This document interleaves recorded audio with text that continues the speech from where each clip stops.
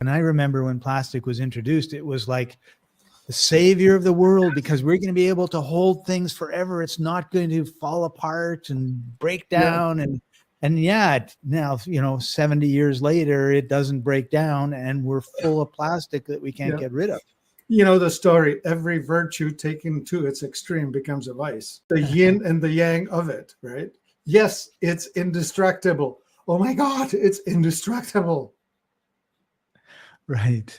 Yeah. So it just strikes me as like, why aren't we working on solutions it's the to perception, that? Scott.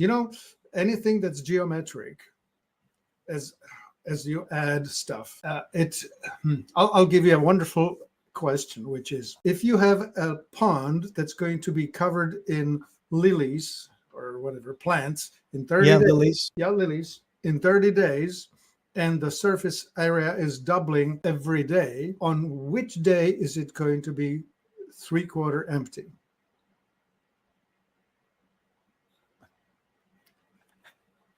Day 28.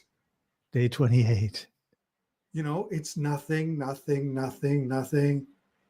Like on day 22, you still have 90% of the pond empty.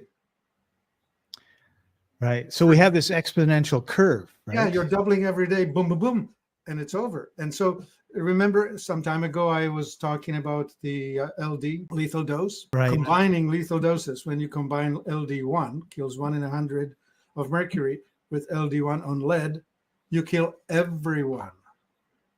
The exponential goes steeply up. So when we are putting, let's just say glyphosate as an example, into the environment, there will come a day when we hit the hockey stick turn on the curve, and all of a sudden it's a dramatic disaster.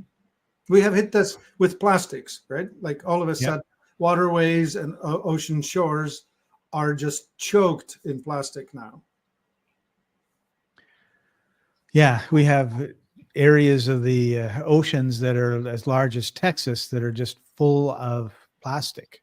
Yeah, the great big whirl. Yeah, we should probably go in there with some nets and whatnots and hunt for plastic, as long as we can figure out how to convert it into something useful. Right. So we're aware that our environment can be causing a lot of health issues. And normally when we say health issues, we mean, colds, cancers, and heart attacks and all that sort of, the big bad stuff.